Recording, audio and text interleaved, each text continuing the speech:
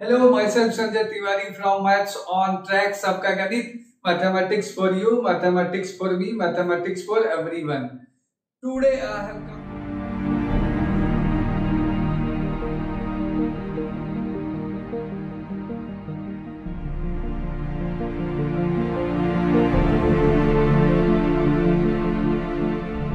Today I have come with a very good topic and very important in terms of JEE Mains, NDA and all competitive exam, even in board. This topic must be perfect for you. तो देखिए क्या ये topic है, class 11th का मैं topic लेकर आया हूँ, फंक्शंस. फर्स्ट लेक्चर मैं लेने जा रहा हूँ. वो I will discuss what are functions.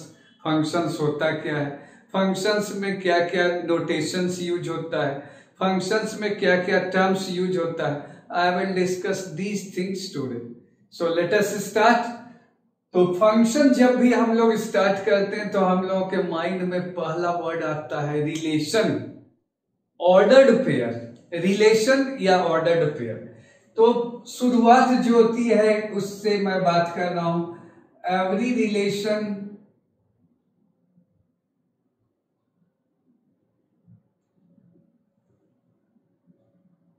relation is not a function. Every relation is not a function, but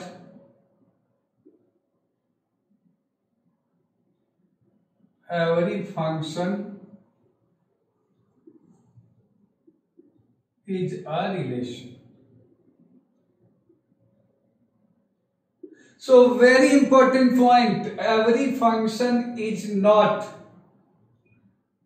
every relation is not a function but every function is a relation. तो क्या इसका meaning है मैं बताने जा रहा हूं. देखो रिलेशन क्या होता है, ऑर्डर्ड पेयर होता है जब दो सेट को हम लोग एक दूसरे से रिलेट करते हैं. सपोज मैंने एक सेट ए लिया और दूसरा सेट मैंने बी लिया, दोनों नॉन एम्प्टी है. तो फंक्शन क्या होता है, रिलेशन क्या होता है. Relation you have studied in previous videos. A से बी जब आप रिलेट करते हो तो क्या करते हो, ए क्रॉस बी लेते हो, ऑर्डर्ड पेयर्स बनाते हो, यू मेक ऑर्डर्ड पेयर्स. और जब ऑर्डर्ड पेयर्स बनाते हो तो वो रिलेशंस आप फॉर्म करते हो. अब उसके बाद फंक्शन आता है. तो फंक्शन में मैंने कहा every relation is not a function but every function is a relation. क्या इसका मीनिंग है, तो देयर इज ए रिलेशन. मैंने कहा है function is a specific relation. Look at the right hand side. Function जो है स्पेसिफिक स्पेशल रिलेशन है, सेटिस्फाइंग द थ्री कंडीशंस. तीन कंडीशन सेटिस्फाई होना चाहिए. क्या क्या कंडीशन सेटिस्फाई होना चाहिए. एफ अगर कोई फंक्शन है तो वो तुमको सबसेट होगा ए क्रॉस बी का. ये सबसेट का notation, this is notation for subset. दूसरा पॉइंट क्या है, I will explain each point one by one. For each x belonging to A, suppose मैंने यहां तुमको ले लिया x1 x2 x3 और यहां मैंने ले लिया y1 y2. Suppose I take example, set A contains these three elements और set B contains these two elements. तो ये क्या कर रहा, for each x belonging to A x f x. ये एक्स ये ए से बी जाते हो तो सपोज एफ मैप कर रहा है तो एक्स को पेयर बना रहे हो वाई से, तो x1 y1 मैप होगा. तो ये कह रहा है for each x belonging to A x f x must belong to F. ऐसा ऑर्डर्ड पेयर एफ में आना चाहिए. तीसरा पॉइंट क्या है ये भी हम लोग देखेंगे. एक्स वाई वन और एक्स वाई टू दो ऑर्डर्ड पेयर है. This is first one, this is second one. अगर दोनों तुम्हारे को ऑर्डर्ड पेयर एफ, एफ भी रिलेशन का ही पार्ट है, ये ध्यान में रखना. देन y1 और y2 बराबर होना चाहिए. ये तीन कंडीशन सेटिस्फाई होना चाहिए. हम लोग एग्जांपल से क्लियर करेंगे.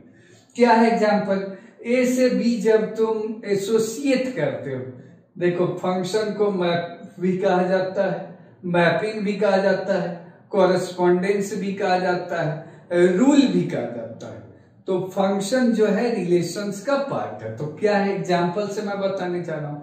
सपोज पहला एग्जाम्पल तुमने इस तरीके से फॉर्म किया, मैं ए से बी को रिलेट करने जा रहा हूं और इस कंडीशन से देखूंगा ये फंक्शन है कि नहीं। तो अगर x1 को मैंने y1 से मैप किया, x2 को मैंने सपोज y2 से मैप किया, और अगर मैंने x3 को किसी से भी मैप नहीं किया, तो देखो यहाँ x1 y1 एक ऑर्डर्ड पेयर है जो कि f में है, x2 y2 भी एक ऑर्डर्ड पेयर है जो f में है।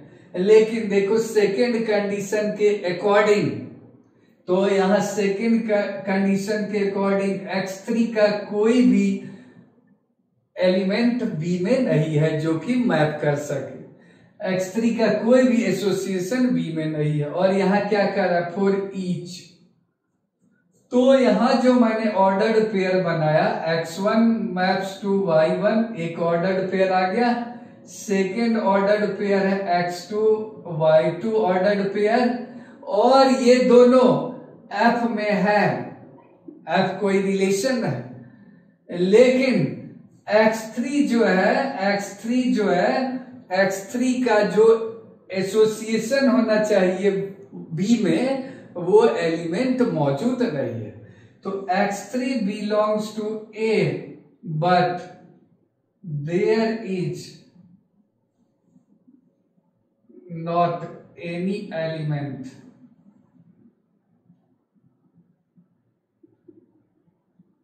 इन b। इसका x3 का कोई भी पेयर जो ऑर्डर्ड पेयर बनाने के लिए एलिमेंट x3 का होना चाहिए, ये ब्लैंक है, खाली है। तो यहां कह रहा ईच होना चाहिए। इसके according to condition 2 this is not a function. तो according to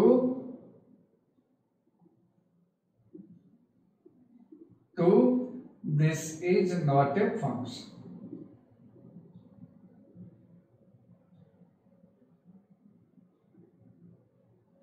this is a relation, this example is a relation. ये रिलेशन है लेकिन ये फंक्शन है। क्यों?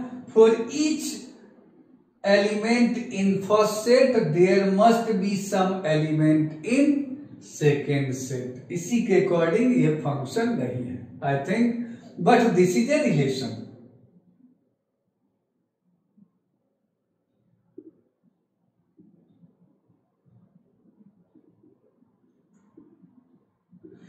तो रिलेशन भी ऑर्डर्ड पेयर होता है, फंक्शन भी ऑर्डर्ड पेयर होता है, दोनों में बेसिक डिफरेंस ये 3 पॉइंट होगा।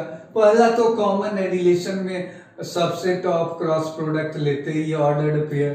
दूसरे में क्या है, हम लोग सारे एलिमेंट का ईच, मैंने sir now look at the second example. I am taking one relation, second example. अगर मैंने सेट ए लिया एंड सेट बी लिया, तो मैप करने जा रहे हैं या मैपिंग करने जा रहे हैं या कॉरेस्पॉन्डेंस करने जा रहे हैं ए को बी से।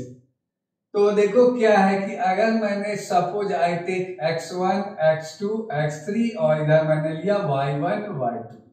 अब ध्यान से बच्चों देखना, रिलेशन तो आप ए से बी को मैप कराओगे, एसोसिएट कराओगे, तो रिलेशन में देयर इज नो रेस्ट्रिक्शन। लेकिन फंक्शन में ये रेस्ट्रिक्शन फॉलो करना है तीनों को, जिसमें सेकेंड एंड थर्ड जो है इंपॉर्टेंट है। अब मैं देखो रिलेट करने जा रहा हूं। x1 को सपोज मैंने y1 से मैप किया, x2 को सपोज मैंने मैप किया y2 से, और x3 को मैंने मैप कर दिया y1 से। एक एग्जांपल ले रहा हूं, एसोसिएट कर दिया, बेटर वर्ड हो। अब आपके पास जो ऑर्डर्ड पेयर्स बना, तो क्या क्या बना? ऑर्डर्ड पेयर्स आर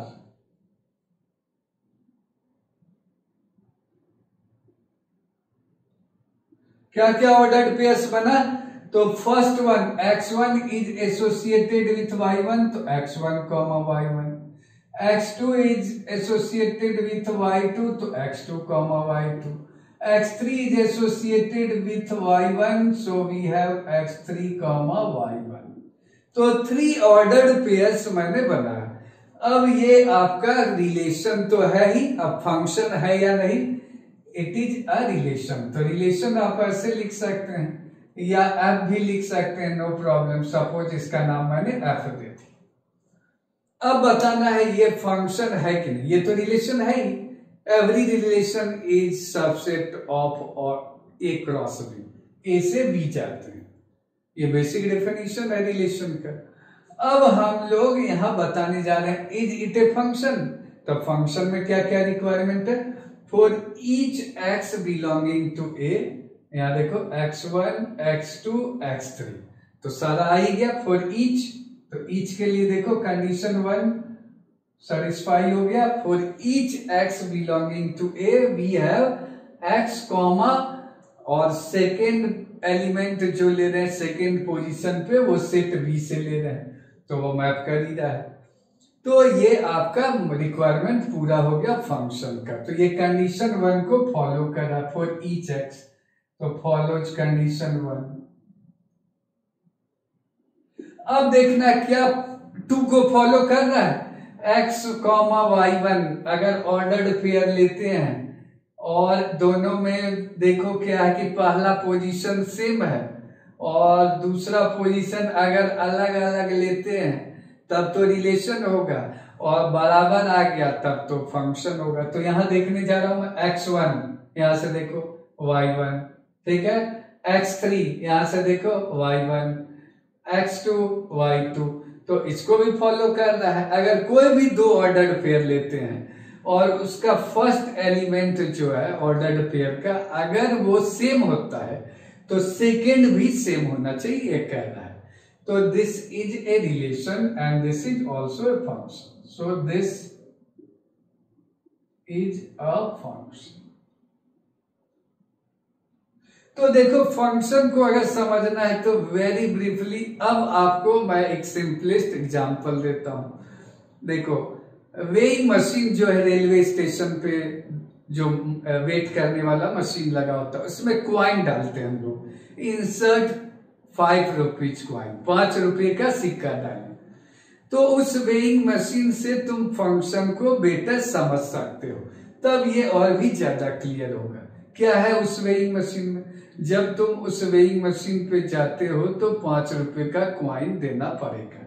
तो सपोज आपको वेट मेजर करना है तो 5 रुपीज क्वाइन उस पर रख दिया, 5 रुपीज क्वाइन उसमें इंसर्ट किया तो एक कार्ड मिलता है। तो ये जो 5 रुपये हम लोग डाल रहे हैं ये हो गया इनपुट, ठीक है, और एक कार्ड मिला जिसपे your weight is written and some good statements are written कि you are going to be selected in IIT और बोर्ड में यू विल बी टॉपर, और आपको कुछ लॉटरी मिलने वाली है। तो खूब मजा आता है, कुछ बच्चे उसको बार बार फिर वेट करवाते हैं कि कुछ और भी ज्योतिषी का हमें आइडिया मिल जाए कुछ फ्यूचर का। तो ये जो है weighing machine is good example. अब देखो क्या है, ये फंक्शन है, अगर तुम 5 रुपए का क्वाइन डालोगे तो एक कार्ड आता है, ठीक है। अगर तुमने 5 रुपए का क्वाइन डाला और 2 कार्ड प्रिंट होकर आ गया, एक पे तुम्हारा वेट लिखा है 65 और दूसरे पे लिखा है 70, तब तो ये कहोगे ये वेइंग मशीन गड़बड़ है, खराब है, मौका मिला तो इसको तोड़फोड़ मचाओगे। तो ये फंक्शन नहीं है। फंक्शन में अगर आपने 5 रुपए का क्वाइन डाला है, एक क्वाइन डाला है, तो एक ही कार्ड आना चाहिए, 2 या 2 से ज्यादा नहीं होना चाहिए।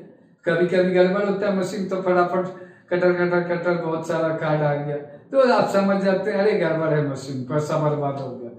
तो ये फंक्शन भी यही चाहता है, जो उस मशीन को पसंद है, आपको जो पसंद है उस मशीन के अनुसार वही समझिए फंक्शन को पसंद। अब उसमें क्या है, तुमने 5 रुपए का क्वाइन डाला, कुछ भी नहीं आया, तो वही ये कह रहा फॉर ईच, समझ लो पहला एग्जांपल जो मैंने लिया था। तो आप अगर क्वाइन डालते हैं तो कुछ आना चाहिए, for each x belonging to A, यहां आप क्वाइन डाल रहे हैं, कुछ वाई कार्ड आना चाहिए, कुछ वाई, ये एफएक्स को वाई बोलते हैं, आना चाहिए। नहीं आता तो गलत है।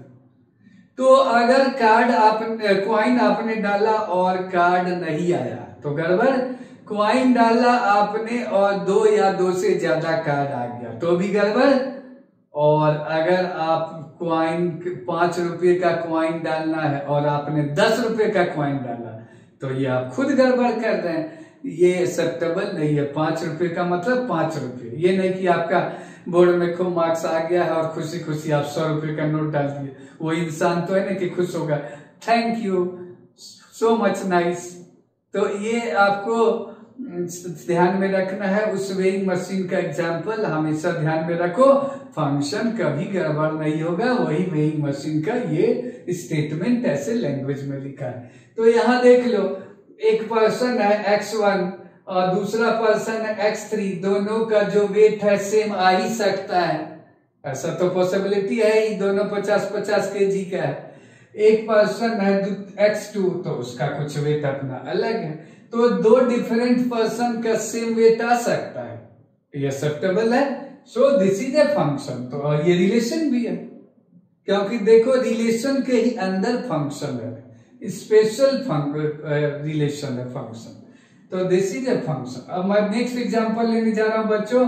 अगर सेट ए से सेट बी में मैप करने जा रहे हो, एसोसिएट करने जा रहे हो, और यहां मैंने x1। नाउ नेक्स्ट एग्जांपल, जब भी कोई सवाल दे कि फंक्शन है या नहीं, any relation is a function और नॉट, तो मैंने वेइंग मशीन का जो एग्जांपल बताया है उसी तरीके से करना। तो ऑर्डर पेयर बनाने जा रहा हूं।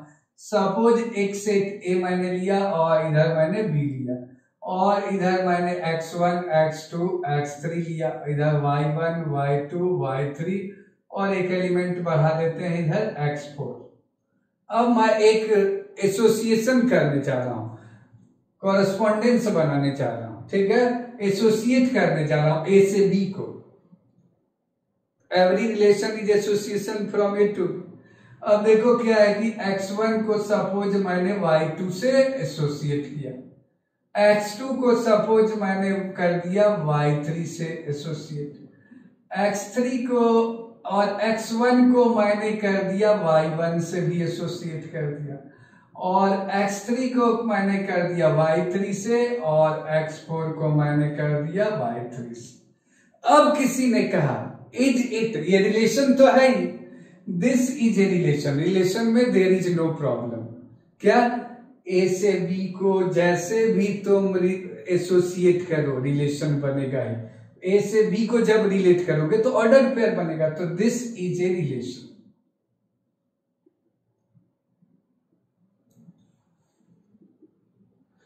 अब किसी ने कहा कि बताओ is it a function, is it a function, क्या ये फंक्शन है?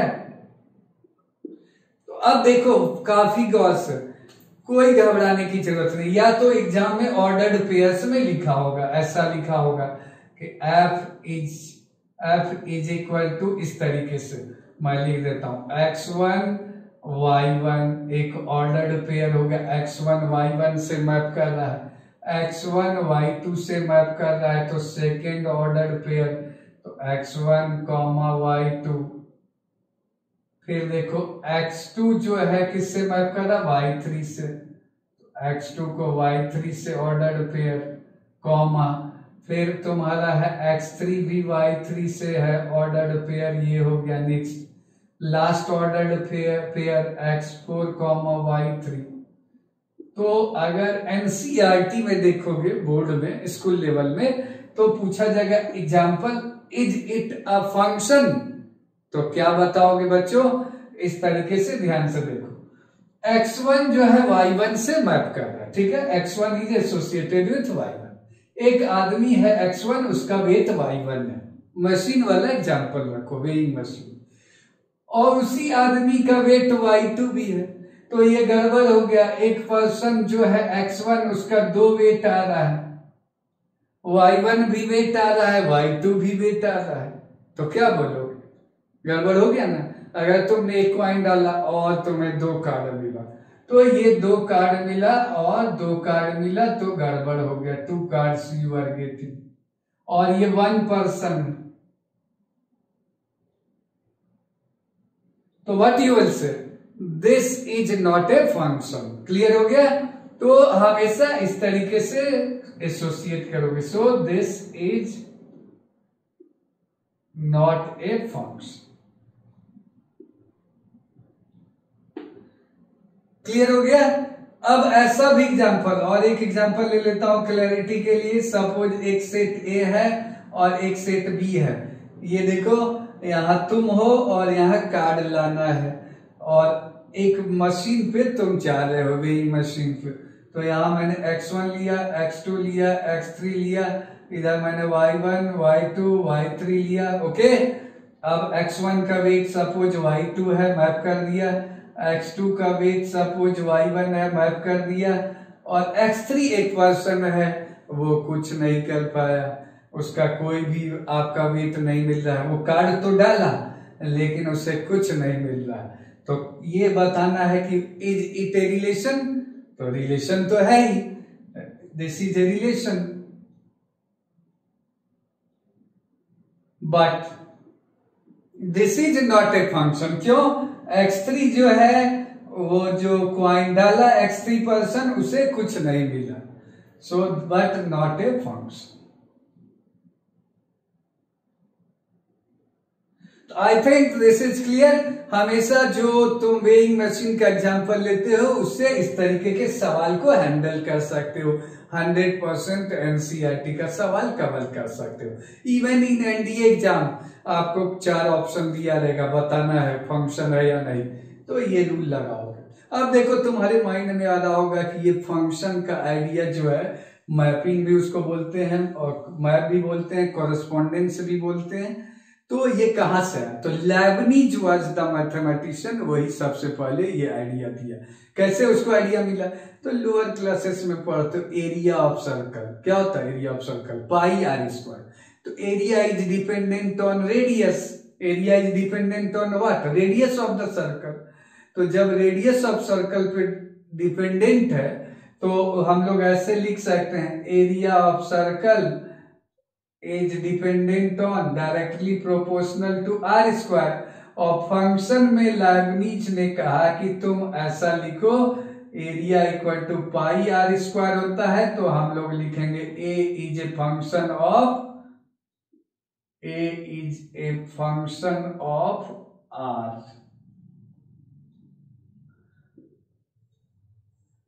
तो r जो है तुम्हारा ये हो गया इंडिपेंडेंट, और ए जो हो गया डिपेंडेंट। जैसा रेडियस दोगे, रेडियस चॉइस, लेकिन जैसा रेडियस दोगे वैसा एरिया मिलेगा।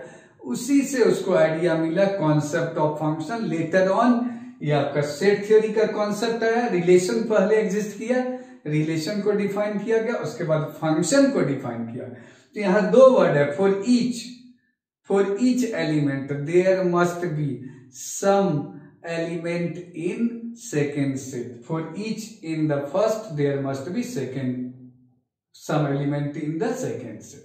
और भी कुछ आपको फंक्शंस के बारे में मैं बताने जा रहा हूं, और उसको ध्यान से सुनेंगे ये बेसिक आइडिया को कवर करने के बाद। अब देखो, फंक्शन जब हम लोग पढ़ रहे हैं तो there is some concept, there should be concept in our mind. क्या है? तो हम लोगों को एक आइडिया होना चाहिए कि फंक्शन को कैसे रिप्रेजेंट करेंगे, हाउ वी रिप्रेजेंट फंक्शन। तो पहला पिक्टोरियल रिप्रेजेंटेशन। क्या है पिक्टोरियल? फंक्शन जो है एक मशीन की तरह है। ये बॉक्स, इसको मशीन कर दिए, एफ इसका नाम हुआ, ऑपरेटर, एफ ऑपरेट करेगा। अब इसके अंदर मशीन में जानते हो कुछ एक्स दोगे तो इसको बोला जाता है इनपुट। और जो बाहर आता है वाई। एफ जो है एक्स पे ऑपरेट करेगा तो y is equal to f x कहेंगे, और इसको बोलेंगे आउटपुट। ठीक है, ये पिक्टोरियल रिप्रेजेंटेशन है मशीन के फॉर्म में। तो एक्स जो होता है, जो इनपुट देते हैं वो एक्स कहेंगे जनरली, और हम लोग आउटपुट को वाई कहेंगे।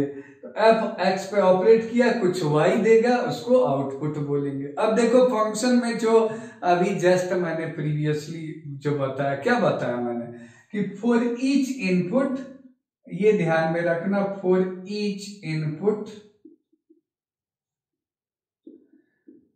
देयर मस्ट बी, ये वर्ड याद रखना, must be unique output. Unique होना चाहिए। ईच इनपुट, ईच जो है मैं सर्कल कर दे रहा हूं, और यूनिक इसके लिए मैं कोड बना देता हूं। क्या कोड मैं आपके लिए बना कर लाया हूं? जैसे कहा जाता है all of you are unique for all elements in this set. इसको ए मैंने लिया था अभी जितना एग्जांपल लिया था, और ये सेट बी है। ए और बी को आप क्या कर रहे हैं? एसोसिएट कर रहे हैं। तो for all x in A there must be some y in B. तो ये जो है ईच ऑल या ईच कह सकते हो, तो यहां मैं ऑल भी लिख देता हूं। तो all of you are unique, सारे बच्चे यूनिक होते हैं। ये नहीं कि आप अपने को डिप्रेशन में सोच रहे हो, अरे मेरे को याद नहीं होता, अरे मेरे को समझ में कम आता है, अरे मेरे को टाइम नहीं मिलता। All of you are unique, आप में कुछ टैलेंट है। तो ये वर्ड कोड याद रखना फंक्शन के लिए, all of you are unique. Function में बोलोगे सर इसका क्या मतलब है? आज आपके बारे में मैंने कहा यू आर यूनिक। तो ऑल, ये ऑल एक्स यहां से हर एक्स के लिए यूनिक वाई बी में मिलना चाहिए। हर एक्स के लिए यूनिक वाई किस में मिलना चाहिए? बी में। तो ये कोड याद रखना, फंक्शन में कभी गड़बड़ नहीं होगा। All of you are unique, ये आज का हम लोगों का क्या हो गया? स्लोगन हो गया फंक्शन का। All of you are unique, ये आपका हो गया pictorial representation. I think this part is clear. अब देखो क्या है, जब मैंने कहा अगर तुमको डाउट हो तो वेइंग मशीन का एग्जांपल लेना, और वहां से सारे इस आदमी को जो भी रेलवे स्टेशन पे जा रहा है, अगर वो क्वाइन डालेगा तो उसको यूनिक कार्ड, एक कार्ड प्रिंट होकर जो मिलता है मिलना चाहिए। कोई भी जाता है उस मशीन के पास। तो अब देखो ये हो गया पिक्टोरियल। अब दूसरा देखो एरो डायग्राम मैं बात करने जा रहा हूं, ध्यान से देखना, this is very important part.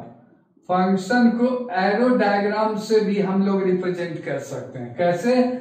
Arrow diagram इस तरीके से होता है, एक सेट ए है और एक सेट तुम्हारा बी है, ठीक है। अब ए में तुम ले लो x1, x2, x3, x4, और इधर ले लो y1, y2, y3, y4, यहाँ x5 भी ले लेते हैं। ए से बी को हम लोगों को एसोसिएट करना है।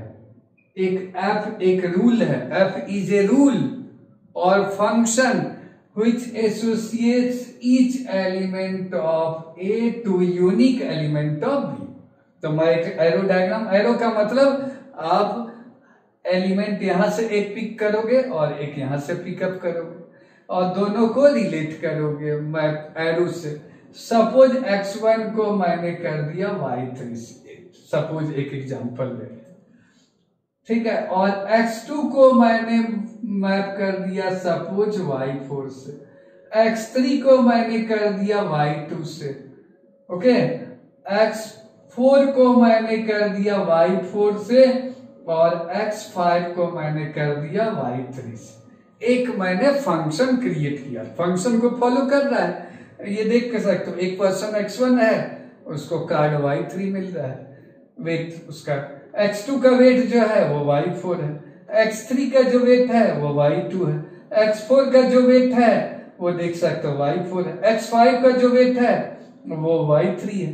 तो हर पर्सन का कुछ ना कुछ वेट हो रहा है। ऐसा नहीं कि एक ही पर्सन का दो डिफरेंट वेट है, ऐसा तो नहीं हो रहा है, और हर पर्सन को कुछ ना कुछ वेट मिल रहा है। तो दिस इज ए फंक्शन।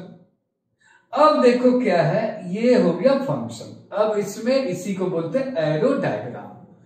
अब इस एरो डायग्राम से हम लोगों को कुछ वर्ड्स जो फंक्शन में कॉमन वर्ड्स यूज होता है वो हम लोग बात करने जा रहे हैं।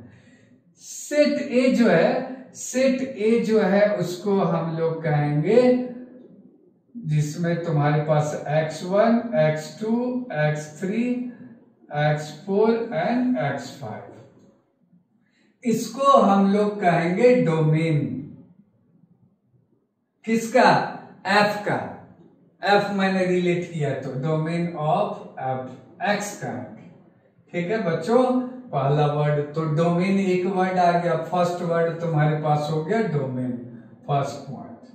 सेकेंड पॉइंट जो तुम्हारे पास आएगा, डोमेन का मतलब फर्स्ट सेट जो तैयार है एसोसिएट होने के लिए, जो पर्सन्स है जिसका वेट लेना है वो फर्स्ट सेट होगा और वही डोमेन होगा। अब देखो ये जो x1 का इमेज भी वर्ड यूज करते हैं, तो x1 का इमेज क्या है, यहां देख सकते हो y3। तो हम लोग रेंज जो होता है, एक वर्ड रेंज होता है, range of fx is equal to set of all images of B. Image क्या वर्ड होता है, x1 का इमेज किसी ने कहा तो y3 क्या है, जो जिससे वो एसोसिएट हो रहा है, जिससे वो ऑर्डर्ड पेयर बनाने जा रहा है। तो x1 का इमेज क्या बताओगे, y3। तो सेट ऑफ ऑल इमेजेस, क्या क्या इमेजेस है, तो यहां देख लो इमेजेस में y2 y3 y4 आ जाएगा, तो तुम y2 y3 और y4। y1 को नहीं लेना है क्योंकि y1 जो कार्ड था वो यूज नहीं हो पाया। तो set of all images mathematically इसको कैसे लिखोगे बच्चों, y2 जो है x1 से आ रहा है, x1 इज रिलेटेड टू, देख सकते हो x1 जो है y3 से मैप कर रहा है, तो x1 y3 ordered pair, this implies image of x1 is y3। समझ गए, तो सारे एलिमेंट का जो फर्स्ट सेट में है उसका इमेज जमा करो। लाइकवाइज आप बाकी को भी इसी तरीके से रिलेट कर सकते हो। अगर मैंने कहा x1 को तो मैंने ले लिया, x2 को ले लेते हैं, x2 कॉमा यहां से देख सकते हो y4 है ऑर्डर्ड पेयर, तो y4, this implies image of x2 is y4। तो I think image part is clear. Likewise सारे ऑर्डर्ड पेयर के हिसाब से y जो भी लिखोगे इस सेट में उसको बोलोगे इमेज, और सेट ऑफ ऑल इमेजेस जो होगा उसको रेंज बोलेंगे, ये फिक्स है। या सेट ऑफ ऑल आउटपुट्स, सारे आउटपुट को जमा करो उसको रेंज बोलो, इनपुट को डोमेन बोलो। अब तीसरा वर्ड जो आपके पास आता है वो आता है कोडोमेन। कोडोमेन क्या होता है, ये भी फिक्स है।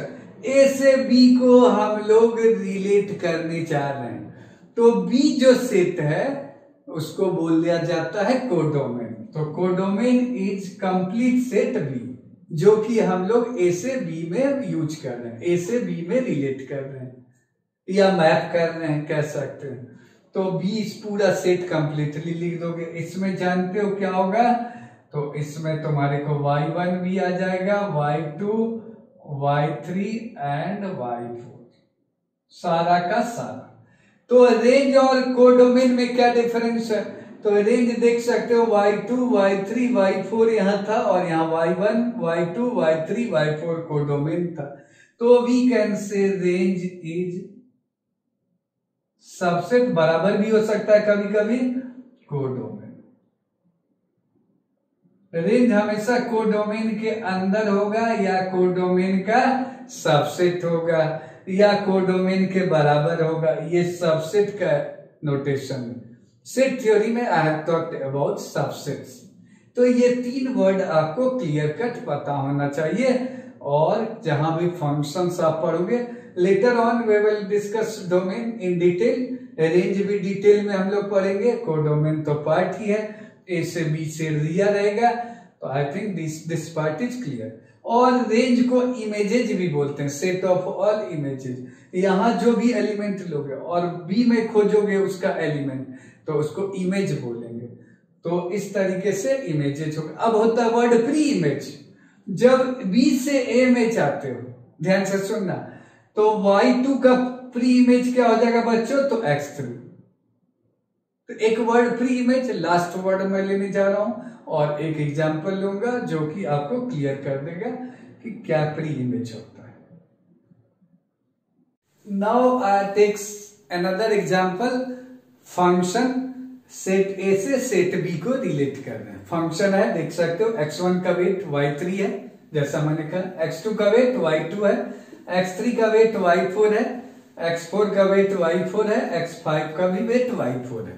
डिफरेंट पर्संस का सेम वेट तो हो ही सकता है। हाँ, ये नहीं होना चाहिए कि एक ही आदमी, किसी ने आज पूछा क्या वेट है 70 kg, और फिर आपको कुछ टाइम के बाद, 1 घंटे बाद पूछा क्या वेट है, तो बोल दिया 75। तो ये फंक्शन में लॉड नहीं है। हाँ, ये हो सकता है तुम्हारा वेट है 70 kg, तुम्हारे मित्र का भी वेट 70 kg है। इस तरीके से more than two persons have same weight, but one person cannot have more than 2 weights। ठीक है, ये ध्यान में रखना। तो ये फंक्शन है, जैसा मैंने एरो डायग्राम से बनाया, एफ मैंने लिख दिया, f g h small letter से फंक्शन को डिनोट करते हैं। अब प्री इमेजेज बात करना है। x1 का इमेज है y3, जस्ट मैंने बताया, क्योंकि x1 जो है y3 से रिलेट हो रहा है एलिमेंट्स। लेकिन प्री इमेज जब बोलोगे तो प्री इमेज का फॉर्मूले ऐसे होता है, एफ इनवर्स। अब उल्टा चलते हैं, -1 लिखते हैं बच्चों, एफ इनवर्स ऑफ, किसी ने पूछा y2 बताओ, तो क्या बताओगे, तो y2 पर जाओगे, फिंगर रखोगे और बैकवर्ड डायरेक्शन में आओगे, सोचोगे x कौन सा है, तो देख लो y2 बैकवर्ड डायरेक्शन में जा रहे हैं, तो x2 पे ये जाकर रुक रहा है, तो हम लोग कर्ली ब्रैकेट में x2 लिख देंगे। तो प्री इमेज के लिए -1 होगा। ये नहीं समझना कि 1/f है, ये नोटेशन है, f का पावर -1, और f मैंने लिखा है, जो फंक्शन लिखा जाएगा उसी के हिसाब से करोगे। f इनवर्स प्री इमेज, ये कह रहा है, मैं इधर लिख भी देता हूं, pre image of y2 is x2, ये लैंग्वेज में ऐसे होगा और नोटेशन में ऐसे लिखोगे। अब देखो, फिर मैं लेने जा रहा हूं y3, तो y3 का प्री इमेज, फिंगर रखो, यहां देखो मैं फिंगर रख रहा हूं y3 पे। अब बैक में उस एरो को पकड़ते हुए आओ, पहले सेट में कहा जा रहे हो, तो यहां से ये यहां रहा x1, तो x1 लिख दो, ये आंसर लिख देना। और अब किसी ने कहा y4 का प्री इमेज बताओ, तो क्या बताओगे, y4 बैकवर्ड डायरेक्शन में एरो जाओ, तो देखो 3 जगह जा रहा है, ये देखो x3 पे भी जा रहा है, x4 पे भी जा रहा है, x5 पे भी जा रहा है, तो तीनों को लिख दो, x3, x4, x5। और अगर y1 का प्री इमेज कोई पूछा, तो y1 पे फिंगर रखते हैं और बैकवर्ड डायरेक्शन में जाते हैं, तो कहीं ये नहीं जा रहा है, कोई एरो यहाँ आ ही नहीं रहा, तो जाएगा कहां, तो ये खाली हो गया, तो ब्लैंक हो गया, तो 5 लिख दोगे, नल सेट, एम्प्टी। तो this is concept of pre image. तो मैंने इमेज इधर से इधर और प्री इमेज इधर से इधर, तो ये दोनों वर्ड ध्यान में रखना। कोडोमेन इसको बोलते हैं पूरे सेट को, और डोमेन इस सेट को बोलते हैं। Range, set of all outputs को रेंज बोलते हैं। यहां देखो y2, y3, y4 है रेंज। तो ये वर्ड जो है मैंने आपको जो बताया, ये क्लियर आपको माइंड में होना चाहिए। अब देखो, जब भी तुम्हें एग्जाम्पल फंक्शन का दिया जाएगा, मैथमेटिकल फॉर्मूले ही दिया जाएगा। एरो डायग्राम तो just for clarity of concept I have drawn arrow diagram. हर जगह एरो डायग्राम नहीं ड्रॉ कर सकते। मान लो डोमेन इनफाइनाइट सेट है, कोडोमेन भी इनफाइनाइट सेट है, तब कैसे एरो डायग्राम बनाओगे, कंप्लीट नहीं हो पाएगा। तो मैथमेटिकल फॉर्मूले लिखना पड़ेगा। एक एग्जांपल मैं लेने जा रहा हूं, f(x) is equal to x square, और x मैं ले रहा हूं 0 से 3, ध्यान से सुनना, 0 से 3, ठीक है। तो किसी ने पूछा आपको, ये मैं ऐसे लिख देता हूं, f(x) equal to x square. पहले मैं सिंपलिस्ट एग्जांपल लेता हूं। किसी ने पूछा f ऑफ 1 बताओ बच्चों, तो क्या करोगे, x का वैल्यू तुम रखोगे 1, इधर 1 रखोगे तो इधर भी 1 रखोगे, तो 1 स्क्वायर, तो आंसर क्या बोलोगे 1। f ऑफ 0 किसी ने पूछा, तो यहां रखोगे 0, तो इधर भी रखोगे 0, तो 0 स्क्वायर, तो 0। f ऑफ -1 किसी ने पूछा, तो यहाँ -1 रखोगे, x का वैल्यू इधर फॉर्मूले में रखोगे, तो ये हो गया -1², तो ये हो गया 1। तो इस तरीके से कुछ वैल्यूज निकाल सकते हो अगर मैथमेटिकल फॉर्मूले दिया जाए। तो ये मैथमेटिकल फॉर्मूले फंक्शन का कुछ वैल्यूज निकालने का आ गया। अब मैं नेक्स्ट एग्जांपल लेने जा रहा हूं, जो कि इस तरीके का अगर मैं फॉर्म कर दूं x² और x हो गया 0 से 3, ध्यान से सुनना, और तुम्हें यहां हो जाए 4x और x हो जाए 3 से 4। अब किसी ने कहा बताओ is it a function, is it a function. तो तुम्हें ध्यान में रखना होगा कौन सा रूल, वही वेइंग मशीन वाला रूल, वेट करने वाला रूल। आपका वेट देखिए 3, कोई अभी बता रहे 3, x = 3 रख रहे हो तो ये कह रहा है 9 आएगा। फिर आप कुछ देर बाद आपको x = 3 इसमें रखा तो ये कह रहा है 12। तो 3 के लिए ये 9 भी दे रहा है, 3 के लिए 12 भी दे रहा है, तो 2 वेट तो अलाउड नहीं है, पर्सन सेम है। तो x = 3 के लिए वैल्यू जो आ रहा है f का वैल्यू जो आ रहा है, एक आ रहा है f3 अकॉर्डिंग टू x², ये दे रहा है 9, और इस फॉर्मूले से f3 निकाल रहे हो तो 4 × 3 दे रहा है 12। अब सेम पर्सन है, तुम तो अकेले एक हो, यूनिक हो, और आउटपुट देखो 2 दे रहा है, तो सेम पर्सन का 2 वेट कैसे हो सकता है, तो 2 वेट आ गया, 2 वेट्स और 1 पर्सन।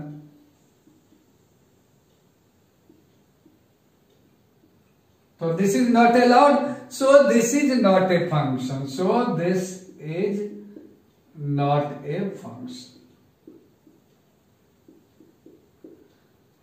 अब यहां क्या है, मैथमेटिकली मैंने नंबर्स रख के दिखाया कि this is not a function. इस तरीके का एग्जाम्पल एनसीईआरटी एक्सरसाइज में देखोगे तो there are so many examples, फटाफट करोगे। In next video I will take some more examples which will clear more concept about the function, काफी क्लियर हो जाएगा video. Keep watching the video of Maths on Track सबका गणित। आपको अलग अलग एग्जाम के लिए अलग अलग वीडियोज भी ला रहे हैं, NDA, KVPY, JEE. Keep watching the video, have a nice day, thank you.